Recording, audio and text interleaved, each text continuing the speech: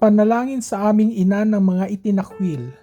Ibinabaling ko ang aking mga mata sa iyong makainang saklolo, mahabag ka sa iyong mga napagurang anak at ipanalangin mo kami. Patawarin mo kami sa mga sandaling ang mga anino ng kawalan ng malay at ng pagkiling laban sa mga inaapi at itinapon ay naglalayo sa amin sa utos ng iyong anak na ibigin ang aming kapwa. Ipaalala sa amin ang kanyang mabuting balita na ang mga sugatan ay itataas at ang mga nasa gilid ng lipunan ay tatawagin at yayakapin gaya ng pagbawi at pagtubos ng propetang si Hosea kay Gomer mula sa kanyang pagkalugami bilang alipin. Sinasamo ko sa Diyos na isugo ang Espiritu Santo upang tanglawan kami, upang aming matanto kung saan kami na kanyang bayan ay nagkulang sa katapatan ng pananampalataya. Sa aming kamangmangan kami ay nagdulot ng pagkakabaha-bahagi at nagtaboy sa mga naiba sa amin. Ipagkaloob mo sa amin ang mangmahalang biyaya na palamigin ang aming mga puso at kami ay magbago upang kami ay maging karapat-dapat sa mga pangako ng iyong anak na aming tagapagligtas, si Jesus, siya nawa. Madalas nating gustong gawing puro saya, katuwaan, aliw, at panandali ang takasan sa problema ang kwento ng Pasko. Gustong-gusto ng lipunan ang masayang larawan ng sabsaban, ngunit ganap itong inihihiwalay sa malupit na katotohanan ng Pasko ng pagkabuhay. Mas pinipili natin ang masayang sanggol kaysa sa nagdurusang lalaki, subalit sa simula pa lamang may anino nang nakalambong sa ibabaw ng duyan. At ito ay pinakamabigat na bumagsak sa ina ng bata, kay Maria. Para sa maraming kabataang queer, ang pamumuhay sa ilalim ng maagang anino ay isang pamilyar na karanasan. Ang pagkaunawa na ikaw ay naiiba ay bihirang maramdaman bilang isang pagdiriwang. Kadalasan, dumarating ito bilang isang mabigat na pasanin. Kapag tiningnan natin ang kwento ni Maria ngayon, may malakas na pagkakahubig na lumilitaw sa pagitan ng hapis ng isang ina at ng mga natatanging pasaning dinadala ng mga individual na LGBTQ sa isang mapanghusgang mundo. Nagsimula ang pasanin ni Maria sa isang sandali na dapat sana ay puno ng kagalakan. Nang dalhin niya ang kanyang bagong silang na sanggol sa templo para sa isang pagbabasbas, isang matandang lalaki na nagngangalang Simeon ang sumira sa kakasiyahan. Direktang tumingin ang matanda sa batang ina at nagbabala na ang kanyang anak ay haharap sa matinding pagtutol. Pagkatapos, binitawan niya ang isang nakakadurog na pahayag at isang patalim naman ang tatarak sa sarili mong kaluluwa. Para sa isang batang ina, napakatindi ng takot na idinulot nito.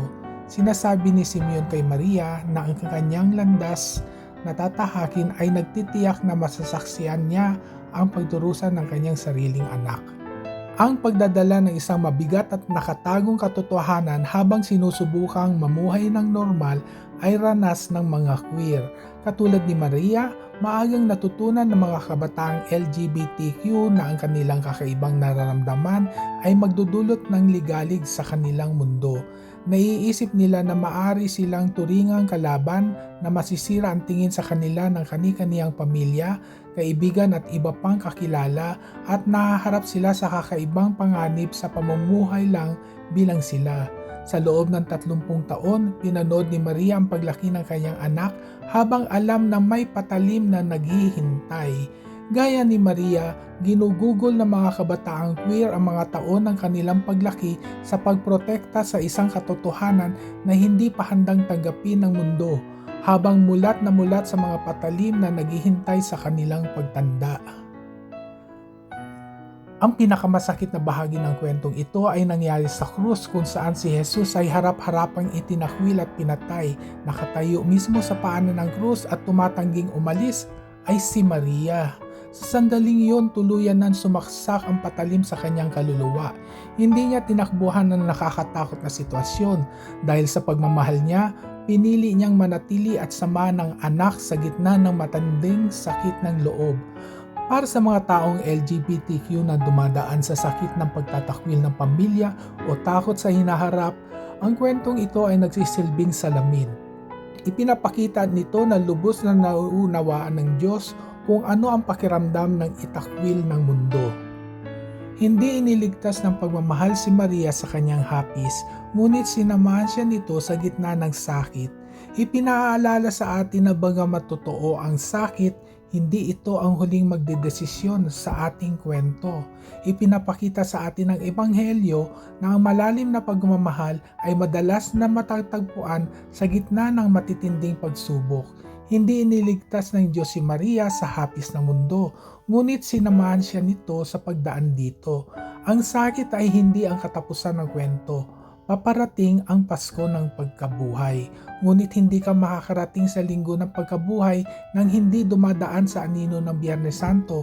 Ano man ang mga patalim na sumasaksak sa buhay mo ngayon, hindi ka nag-iisa, hindi ka pinabayaan, at hindi pa tapos ang iyong kwento. Mga tanong sa pinagnilayan, ang pagdadala ng El Nino. Ang pagkaunawa na ikaw ay naiiba ay bihirang maramdaman bilang isang pagdiriwang. Kadalasan dumarating ito bilang isang mabigat na pasanin na nagpaparamdam na nag-iisa ka. Naalala mo ba kung kailan unang lumitaw ang maagang anino na ito sa iyong buhay at paano mo ito dinala? Ang ikalawang tanong ay tungkol sa pagprotekta sa iyong katotohanan. Ang paggugol ng mga taon ng iyong paglaki sa pagtatago ng iyong tunay na pagkatao mula sa mundong hindi pa handa ay nakakapagod ng husto. Paano mo pinrotektahan ang sarili mo noong panahong yun? At ano ang mga patalim na kinailangan mong harapin sa iyong pagtanda? Ang ikatlong tanong ay tungkol sa kapangyarihan ng pagdamay. Kung minsan, hindi kayang lunasan ng mga tao ang ating kalungkutan o baguhin ang isang malupit na kapaligiran, ngunit ang kanilang pagmamahal ang nag-uudyok sa kanila na manatili pa rin sa ating piling. Sino ang naging ganyang uri ng karamay sa iyong buhay? Isang tao na tumatangging iwanan ka sa gitna ng matinding kabiguan. Manalangin tayo. O ina ng mga itinakwil, lumalapit ako sa iyo dala ang mga sugat ng aking nakaraan. Ikaw na nakakaalam sa bigat ng lihim na dusa, naway yakapin mo ang aking puso. Sa mga panahong naramdaman ko ang maagang dusa ng pagiging iba, noong ang aking katotohanan ay tila isang mabigat na kargahin.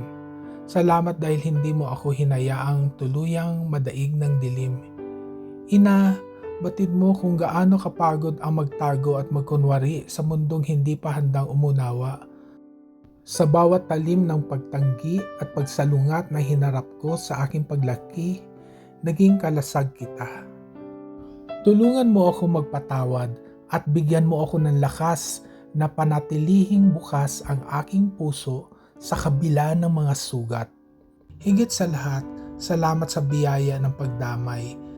Sa pamamagitan ng mga taong nanatili sa piling ko sa gitna ng matinding kabiguan, silang mga hindi nagbago at hindi nang iwan.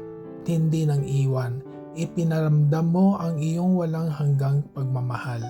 Turuan mo kami maging kanlungan para sa isa't isa. Tanggapin mo ang aking kwento, ang aking kahinaan, at ang aking pag-asa. Siya nawa.